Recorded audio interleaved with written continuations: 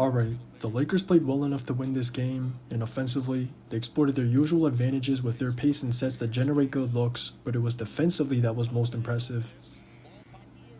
It all stemmed from their game plan to read everything, so that stagnated the Thunder's entire offense because they couldn't go to that two-man game with Hartenstein, and it basically got reduced to Shea playing ones from the top to either make a tough bucket or create one on a shallow spray.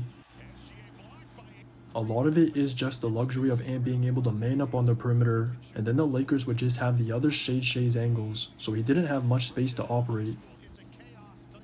It just reminded me of the Mavs series, and the only difference was them having their big Shea to paint instead, but the concept remained the same, and it was to take away anything easy for the Thunder in the paint, so they just had to settle from deep without a rhythm. Now those open looks aren't as open, but they were able to compensate for that off shooting night with that effort that they always play with, and that's how they ended up winning the game.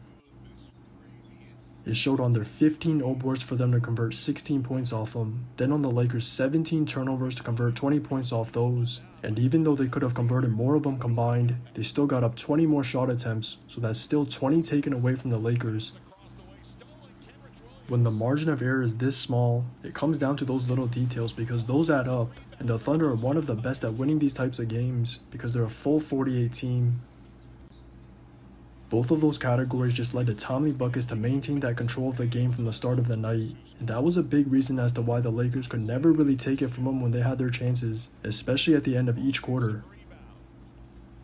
I know JJ's talked openly about that being a specific issue of theirs, so it's gotta be a point of emphasis for him, and yet it's still a reoccurring theme.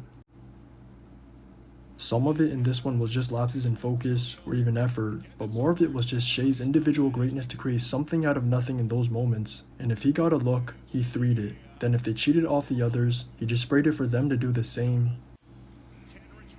He put them in a compromised scenario every time he had the rock, and not only did he take away their win, but he also took away their chance at being back-to-back NBA Cup champs. Just watch the tape. SGA time, pulls for three and buries it. 34 for Shai Gilgeous-Alexander.